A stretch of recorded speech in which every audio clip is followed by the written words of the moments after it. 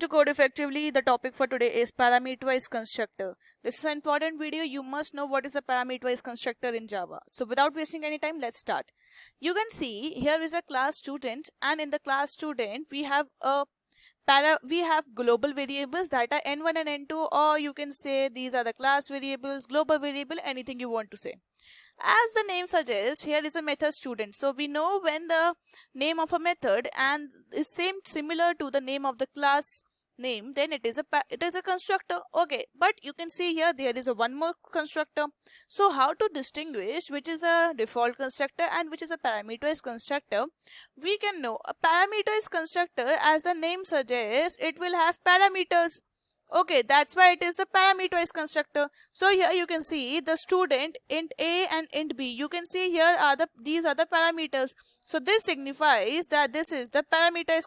So this signifies exactly this is the parameterized. This is my parameterized constructor as int a and int b. You can see here. Okay, this is quite easy.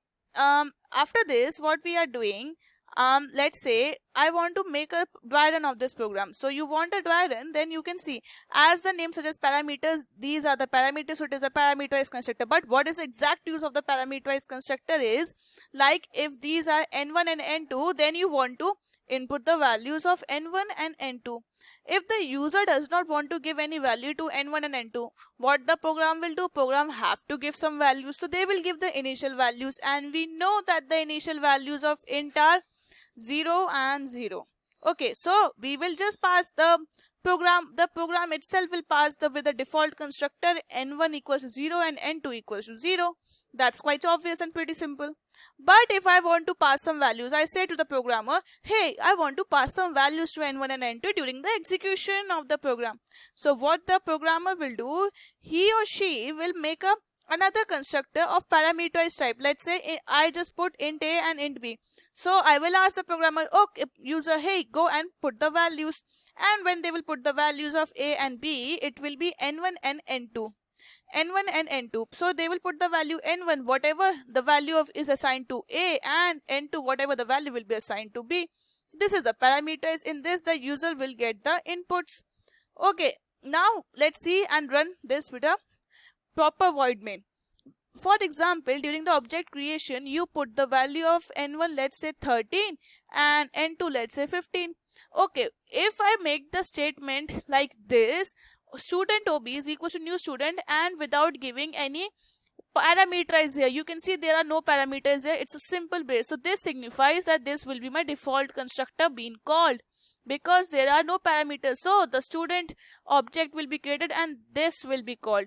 When this will be called, n1 and n2 values will be 0 and 0. So it's pretty simple.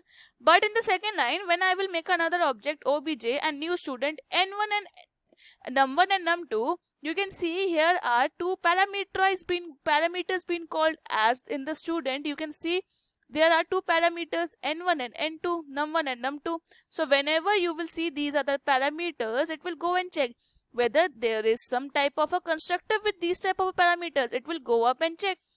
Student, here it will check first, but there are no parameters, so it will come down. Again it will check student and int type of two parameters it is asking, and whatever we have input, we also want two parameters. So then we will come up and we will see it has been matching. So num1 and num2 values are 15 and 13 and 15.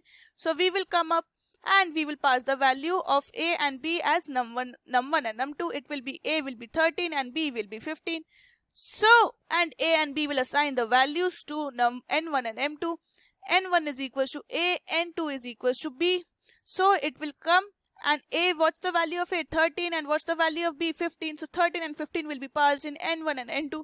So whatever the value the user wanted to give, it will be given that value only. So this is the use of the parameterized constructor. You can see the constructor that is having parameters is known as the parameterized constructor, and you can call the parameterized constructor in this way in order to get the specific input from the user. But you don't want a specific input from the user and you want to initialize with the original values, then you can go and call this simple constructor that is also known as the default constructor. Okay, this is known as the default constructor. But one thing you want to know is that whenever you don't give any constructor, whenever you don't create any constructor, when no constructor is created, or you can say no constructor is created, the user, whenever the user don't create any constructor, the program, or you can say the JVM, will provide a constructor to the program. JVM will give the constructor to the program.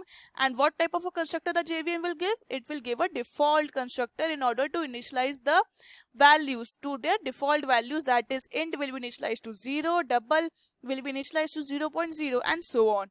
But if the user gives a constructor, then the JVM won't provide any constructor to the program. The JVM will say, no, I won't provide now because the user is providing a constructor. And if the user provides a default constructor, then obvious the JVM won't provide any type of a constructor. And if the user provided a parameterized constructor, if a user inputted a parameterized constructor or made a parameterized constructor in the program, then also JVM will say, okay, here is a constructor, so no need of a default constructor. We all just want that there should be at least one constructor in the program, and that could be any default or a parameterized. So here the user has given one parameterized constructor, and the condition has been fulfilled that there should be at least one constructor in the program, so JVM won't provide any type of a constructor. Hope you understand about the parameterized constructor. It was a very easy video. If you like this video, please go and subscribe to the Code Effectively channel. Thank you for watching.